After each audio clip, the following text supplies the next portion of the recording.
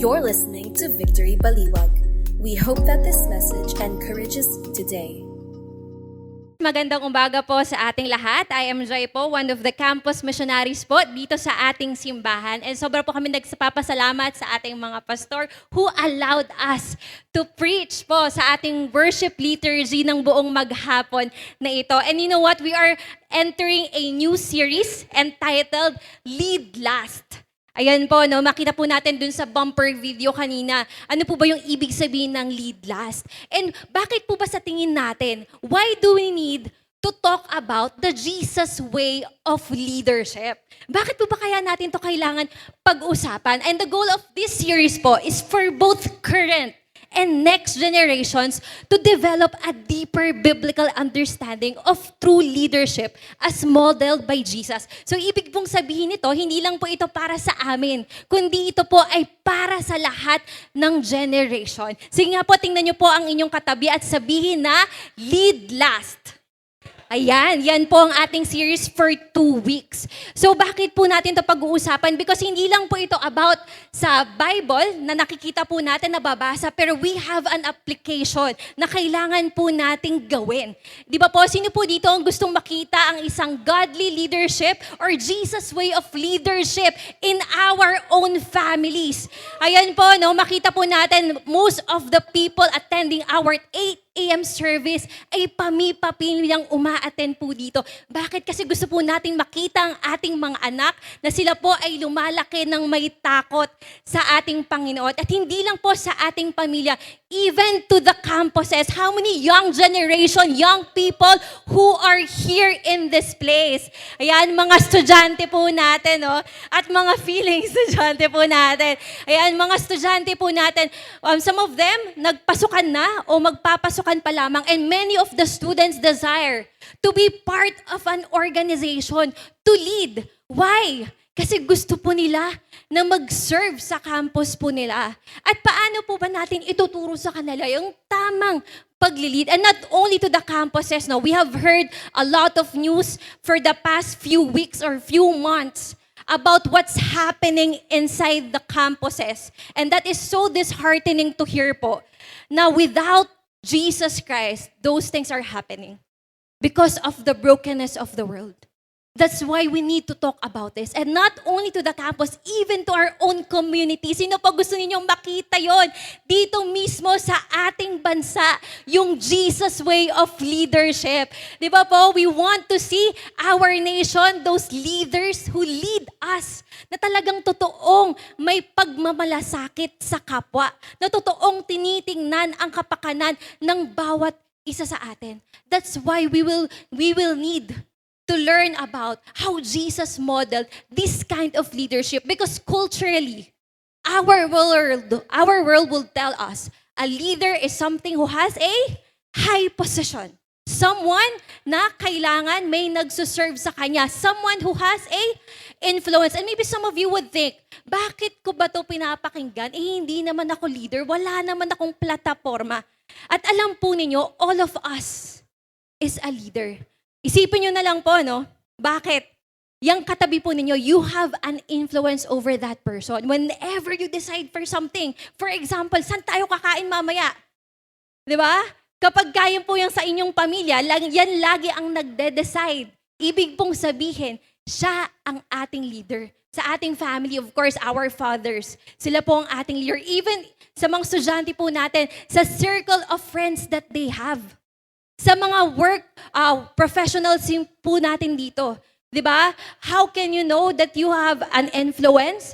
Kapag po every time na meron kang sinasuggest, ay umuoo yung mga taong nasa paligid po natin.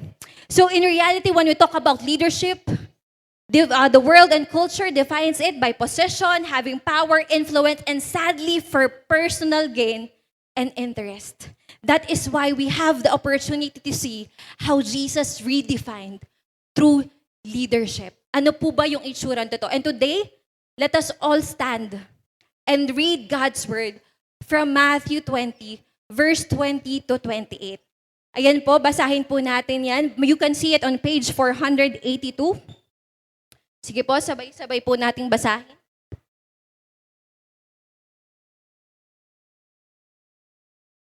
Sabi po dito, Matthew 20 verse 20 to 28. Then the mother of the sons of Zebedee came up to him with her sons, and kneeling before him, she asked him for something. And he said to her, "What do you want?" She said to him, "Say that these two sons of mine are to sit, one at your right hand and one at your left, in your kingdom." Jesus answered, "You do not know what you are asking. Are you able to drink the cup that I am to drink?" They said to him, "We are able." He said to them, "You will drink my cup, but to sit at my right hand and at my left is not mine to grant, but it is for those whom it has been prepared by my Father." And when the 10 heard it, they were indignant at the two brothers.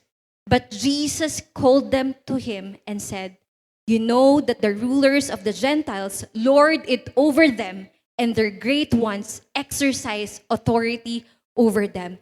It shall not be so among you, but whoever would be great among you must be your servant, and whoever would be first among you must be your slave, even as the Son of Man came not to be served, but to serve and to give his life as ransom for many." Lord, we thank you for this morning. Lord, we pray lahat po ng aming mapakikinggan sa umagang ito, Lord, let your presence be upon us. May you be glorified and honored, Panginoon, in your preaching of your word. In Jesus' name, amen and amen. You may now take your seats po. Dito po sa ating binasa, mapapansin po natin, there is a story at meron po tayong 4 na characters na ating pag-uusapan. Yan po, I have a picture there ganito po yung itsura nung nangyari po noon. So meron pong mother, yung mother po doon is mother ni James at ni John. And we have James and John, Jesus, and the other 10 disciples. So yan po yung nangyayari nung time po na to. At makikita po natin, itong story, it begins with an interesting request. A request by the mother of James and John. Ayan, makita po natin ano po yung nangyari. Bakit yun po yung ni-request ng mother niya? Mother approaches Jesus asking for the highest places na humihingi po siya ng seat para kay James at John, para po sa kanyang mga anak. Bakit po ba? Because if you will be reading the previous verses in 17 to 19, Jesus is talking to the 12 disciples very intimately. Kinakausap po nila sila. Kinakausap po ni Jesus sila and saying, "This is what would happen to me. I will be delivered to the chief of priests. I will be mamamak ako dito." And pinapakita po niya yung foretelling po ng mangyayari sa kanyang pagkapako dun sa cross. And akala po nila na yung kingdom ni God na yon is about a political position or political leadership. That's why yung mother po ni James at ni John, makita po natin, she is asking, "I-grant mo naman ng seat yung mga anak ko." And what's so interesting about it, when you read a parallel verse in Mark 10, makikita nyo po na hindi lang ito request ng kanilang nanay, but it's also a request by James and John themselves. Makita po natin yun sa verse po natin sa Mark 10. Ayan, tingnan po natin. Makita mo natin the same thing they have asked the Lord. James and John, same na same po. "We want you to do for us whatever we ask of you."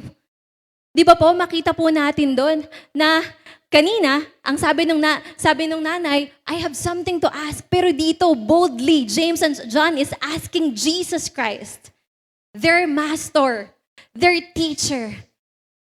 Gawin mo naman sa amin yung ina-ask namin sa'yo.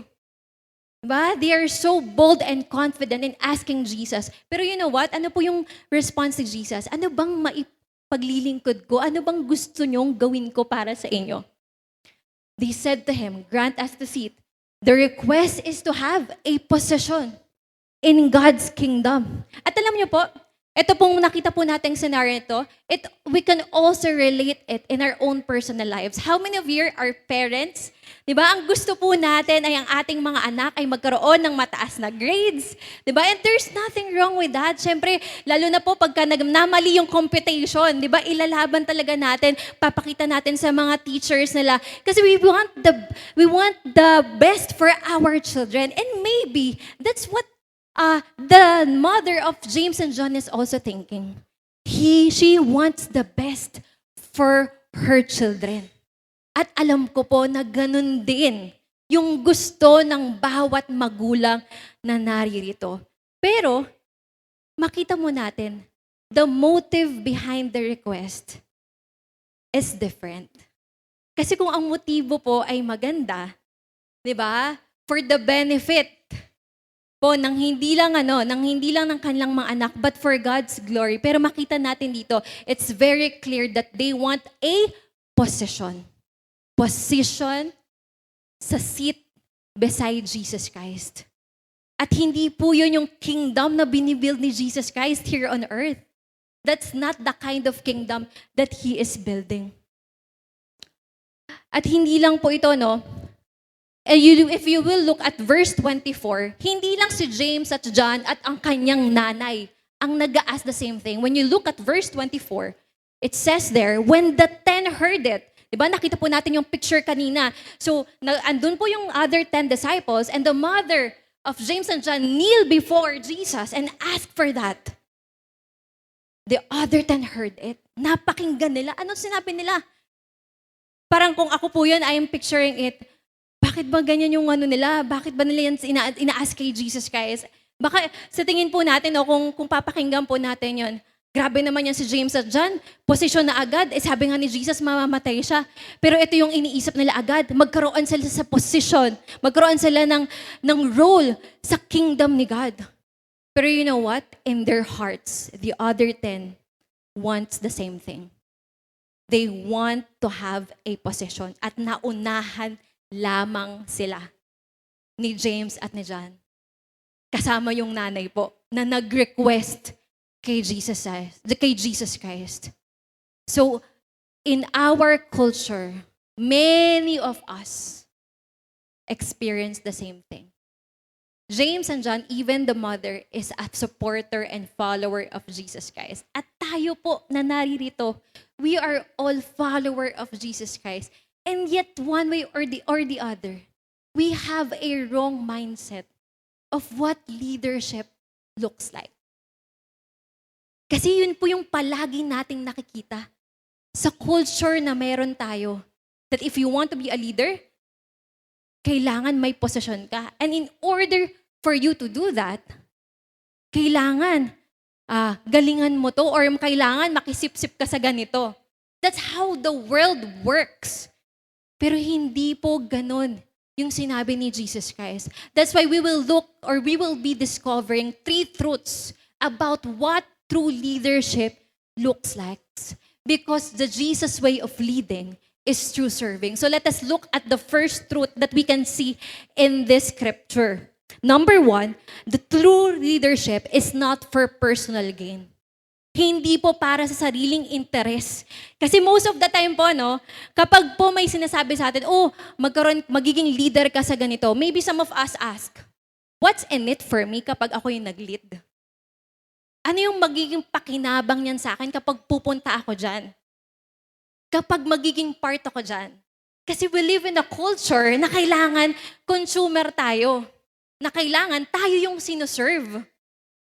Pero makita po natin dito how Jesus responded to that request ni James at ni John at ang kanyang mother. Jesus corrects their motive. We can see it in verse 22 to 23. Jesus answered, "You do not know what you are asking. Are you able to drink the cup that I am to drink?" Sabi po ni Jesus sa kanila, hindi nyo naiintindihan yung gusto ninyong mangyari. Na magkaroon ng seat sa kingdom ko. At tinanong po niya, yung question or yung request, He answered it with a question. Are you able to drink the cup that I will drink? Ano po yung ibig sabihin ng cup na yon? Sounds familiar po, no? We have heard it.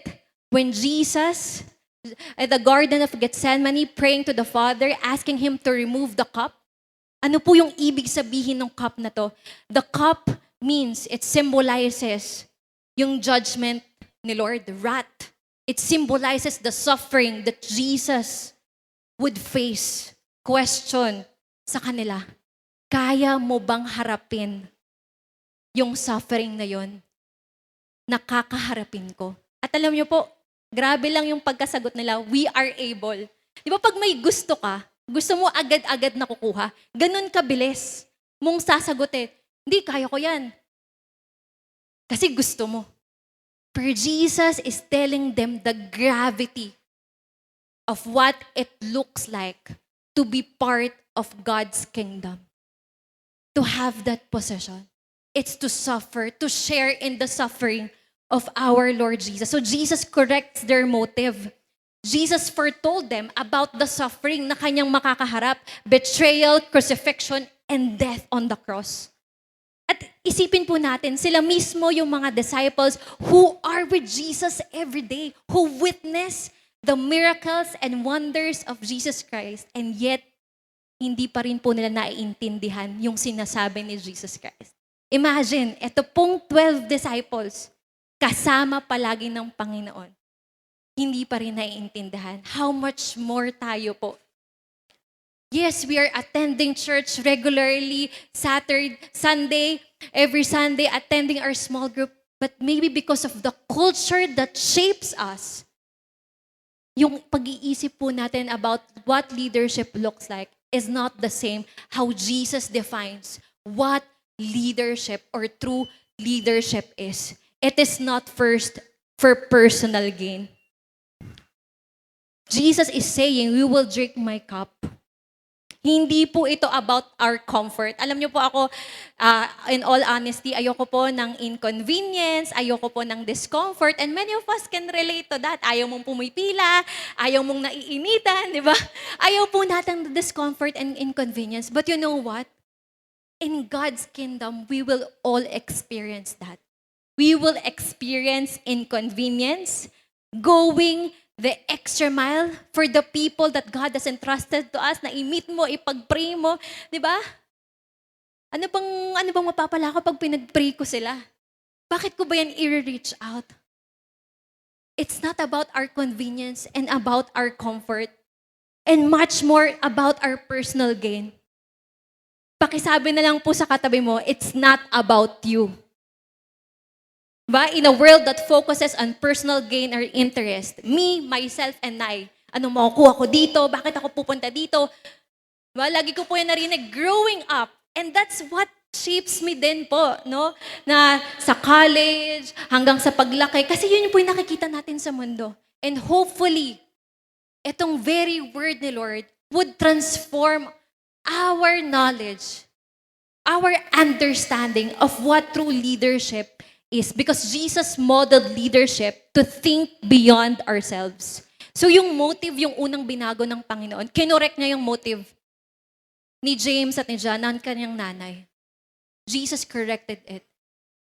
Jesus modeled leadership by thinking beyond ourselves, na hindi lang ito para sa'yo. And that leads me to my second truth, which is true leadership is serving others. Pagsuserve po sa mga tao. Paano po natin gagawin yun? Maybe some of you would think, wala naman akong plataforma. Paano ako magsuserve? Wala naman akong posisyon. Paano to magiging applicable sa akin? Alam niyo po, in your own families, how can we serve one another? Sa mga mag-asawa po dito, in your own way, how can you serve your wife and your husband? Diba? Kaya po madalas pong may mga nag-aaway or misunderstanding or arguments dahil hindi na po sila nagkakaintindihan. Hindi na po nasa-serve yung isa't isa. Or maybe sa mga estudyante po dito, kapag bawalan tayong pasok, are we serving our families? Yan, nagsasaing ba tayo? Nag-uurong ba tayo? Baka akala ng mga magulang natin, puro cellphone lang tayo ng cellphone, gadget lang ng gadget. Diba? Kaya nagkakaroon ng gap. Na itong anak ko, dyan lang yan magaling eh. Pag sa bahay, hindi na mautusan. And you know what? We are all to serve one another. Not only sa ating families, but also in the workplaces that God has entrusted to us. As an employee, how do we serve our company? Tayo po ba ay nagtatrabaho ng tapat mula 8 to 5? Diba? Or to the bosses, yan, someone who has businesses. How do we serve those people that we are leading? Because all of us are called to serve one another. Naalala ko nga po sa verse sa Bible po, no? Madalas may comparison ng pagalingan, ng ganyan. Pero sabi ni Jesus, magpagalingan kayo in serving one another. If there's one thing, it's a doing and serving one another. Because the world and the culture that you have would tell, kailangan may ganito ka. Kailangan mas mataas ka. Or maybe, some of us would hear, napakinggan na nung bata ka, laging kinukumpara sa pinsan, laging kinukumpara sa kaklase, laging kinukumpara sa kamag-anak, na bakit siya ganito, ba't ikaw hindi mo yun kaya? At alam po ninyo, our young people, ayaw po nilang nako-compare sila. Kaya kung minsan po yung kanilang response ay tatahimik na lang po sa bahay, yung response po nila ay sa kwarto na lang, magsasarili na lang ako kasi feeling po nila hindi po sila naiintindihan ng older generation. So how do we bridge that gap?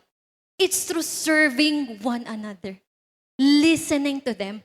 We can also see po dun sa verse kanina, Jesus did not dismiss the request, but He listened to them. What do you want? Anong magagawa ko para sa'yo? Hopefully, whenever there's something na nagawa po yung mga estudyante, sana po pakinggan po natin sila. Huwag po natin silang unang i-judge. At sa mga estudyante po natin, huwag nyo sanang palaging isipin na laging strict ang parents ninyo. Because that is for your own benefit. That is for your own good. Na feeling nyo nasasakal na kayo, bakit kailangan pa kasi may curfew? Bakit kailangan pa kasi lagi nag-update kay mommy, kay daddy? Kasi nga po, di ba, nauso yung puting van na kinukuha yung mga estudyante? Di ba? So, yung mga ginagawa po ng ating magulang para sa kanilang mga anak ay para sa kabutihan ninyo. Hopefully, we would have that understanding sa isa't isa. In serving one another, bridging that gap, in serving one another. Notice the contrast. Jesus compares the world's way of leading with the kingdom's way of leading. In the world, leadership is about power. People use their position to control others. The higher they climb, mas maraming nag-expect na iserve sila. Pero Jesus says, it shall not be so among you. It shall not be so among you. Tayo daw po as follower ni Jesus, lead differently. Kung basahin po natin yung verse doon, sabi po doon, no, in 25 to 26, but Jesus called them to Him and said, you know the rulers of the Gentiles lord it over them, and great ones exercise authority over them. Sounds familiar, di ba po? Yan po yung nakikita natin ngayon sa ating mundo. Kapag boss ka, you lord it over them. You exercise authority over your people. But you know what? What Jesus told us to do, it shall not be so among you. Hindi daw po ganun yung klase ng leadership na gusto ni Lord. The word servant, po, pag binasa niyo po yung sumunod na verse po, no? Sabi po doon, it shall not be so among you, but whoever would be great among you must be your servant, and whoever would be first among you must be your slave. At nung binabasa ko po yung, ano po ba yung ibig sabihin ng servant? Nung time po na yon, a servant is someone who willingly meets the need of others. It looks like yung mga nasa restaurant po, no, kapag ka po may mga waiter na nag-a-ask palagi sa atin na, ma'am, sir, water po. Ano pong kailangan po ninyo? A servant is someone who is actively meeting the needs of others. At yun po yung sinasabi ni Jesus Christ dito. If you want to be great, you need to be a servant. Tayo po ba? How do we interact with the people surrounding us? Do we have the heart to actively meet the needs of other people? Kapag may nangyayaring hindi na maganda sa pamilya natin, hindi, watak-watak na, okay na yan. Or are we the one who bridge that gap? Na magkaayos, na mag-usap-usap tayo? Because we are one family. Or sa workplace po natin, madalas, marami doon. Maraming gossip, maraming rumors. Are we breaking that culture? How do we serve our companies?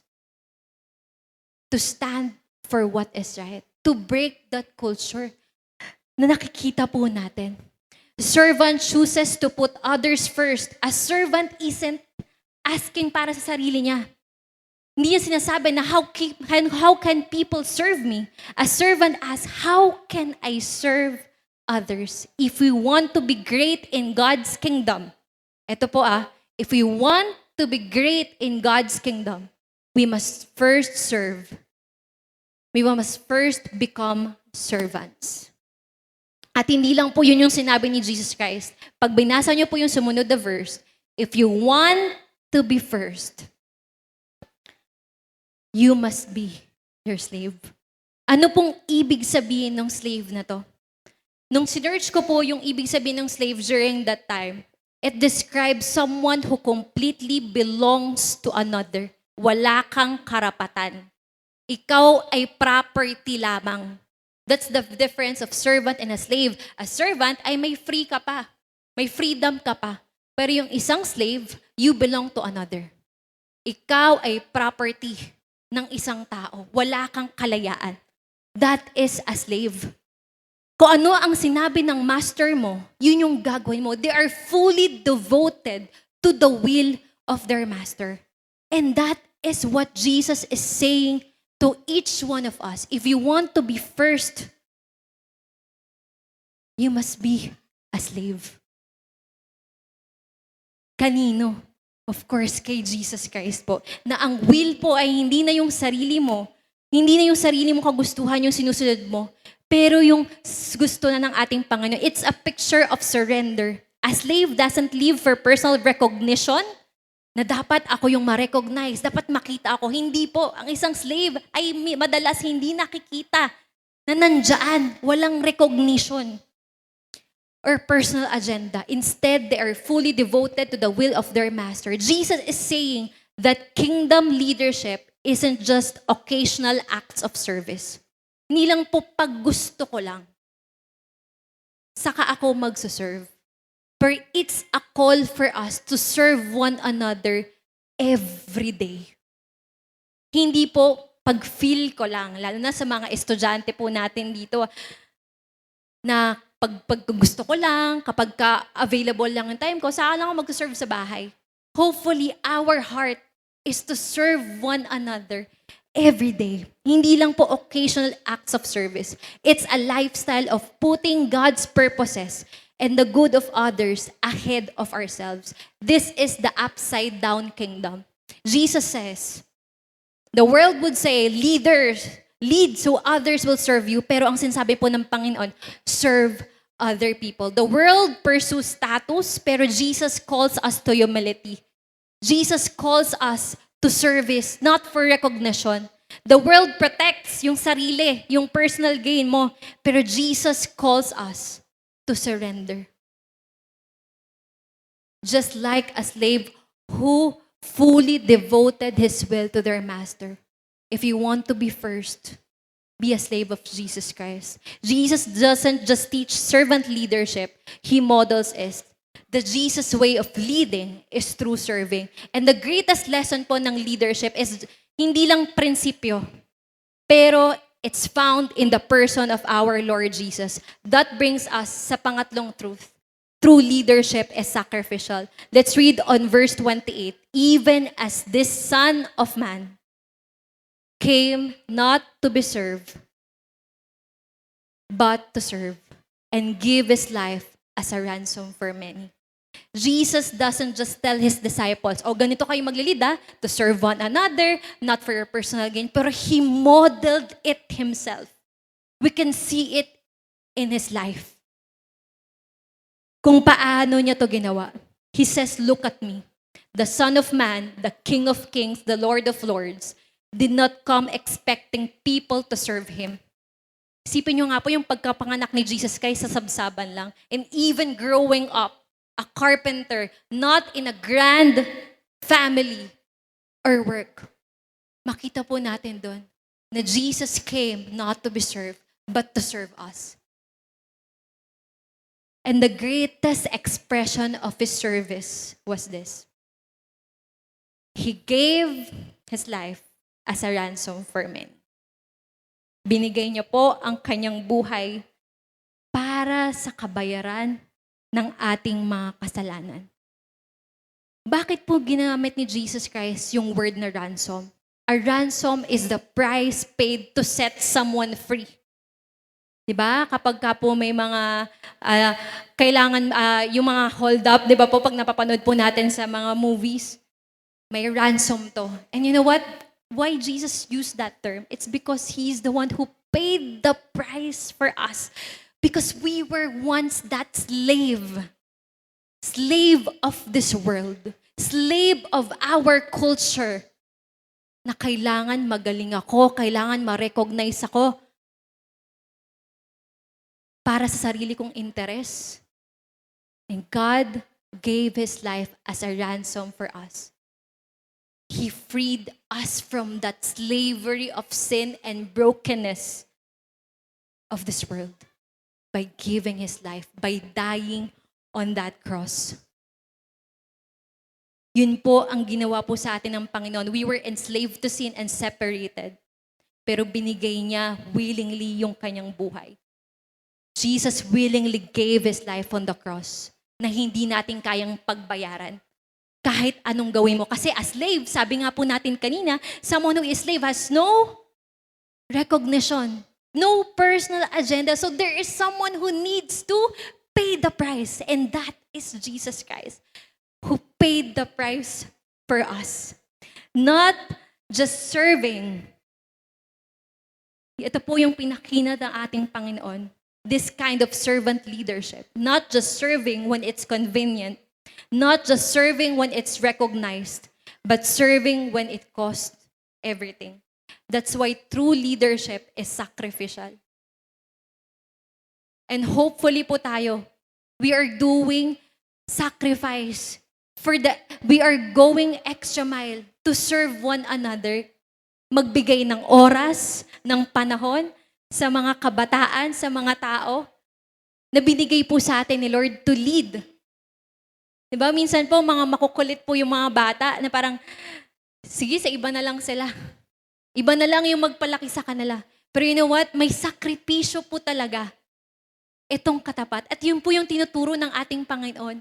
True leadership is sacrificial.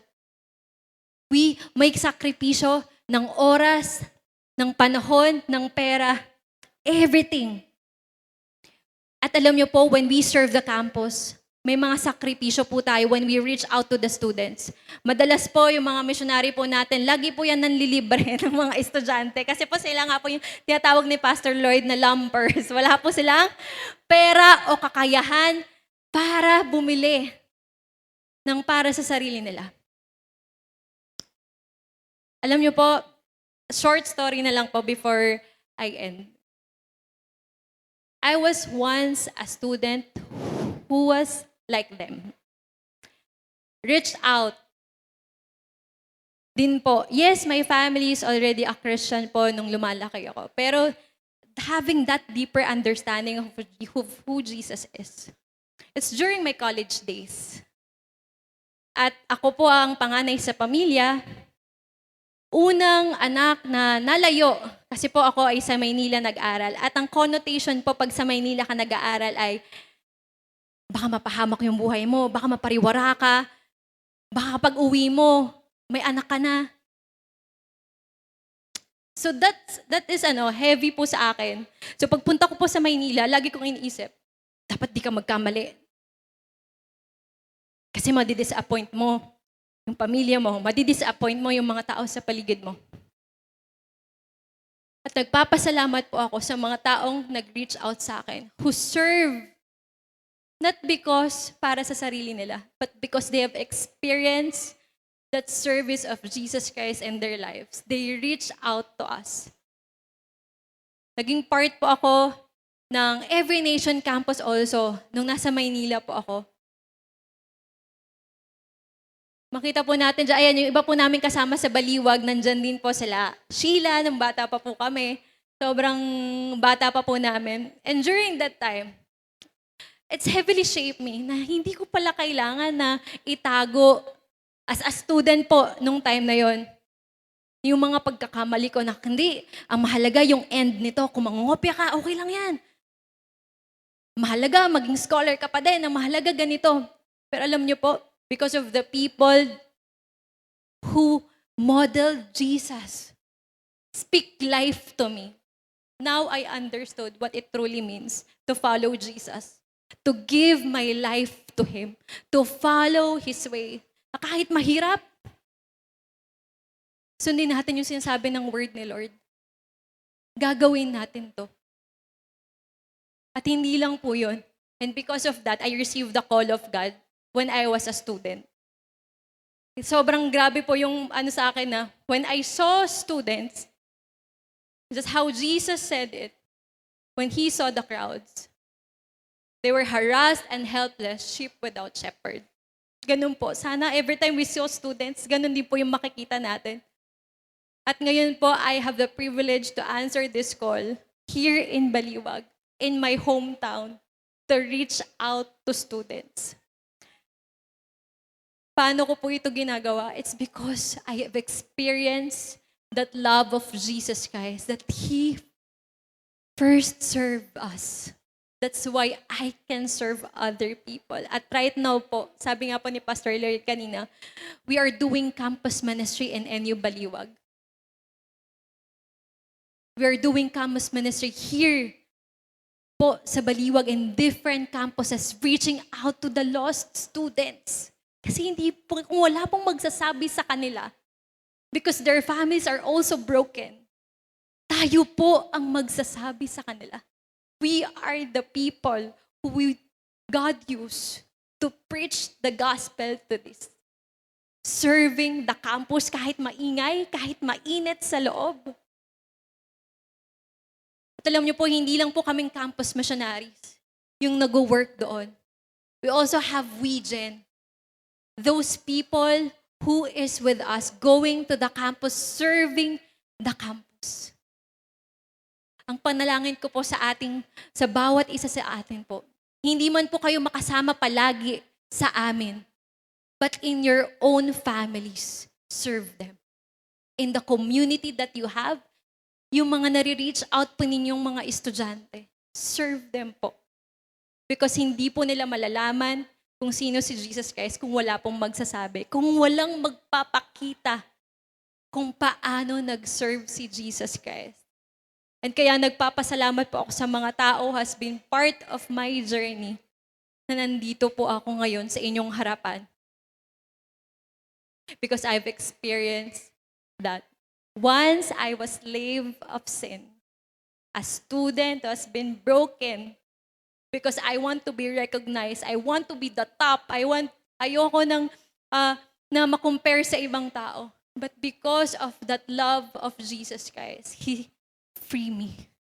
And that's my prayer for each one of us, that we will be able to be free from those mindsets that we have, that true leadership is not for personal gain, but serving others, and it is sacrificial.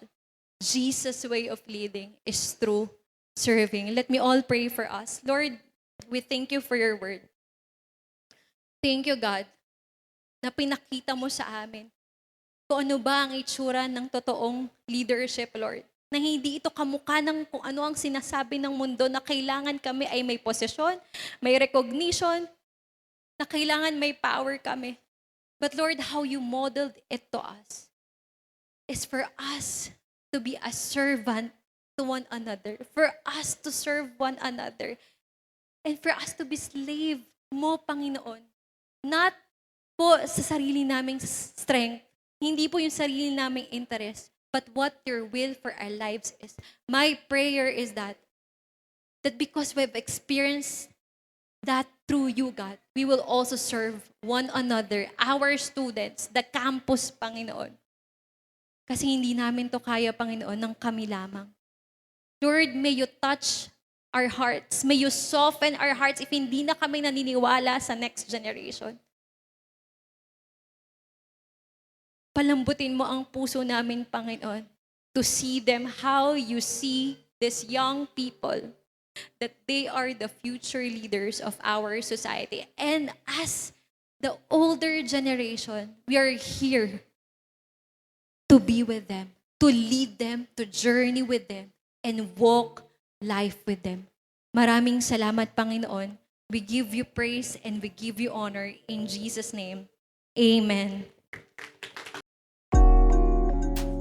Thank you for listening to Victory Baliwag Podcast. Follow us at Victory Baliwag on Facebook and YouTube for more details as we honor God and make disciples.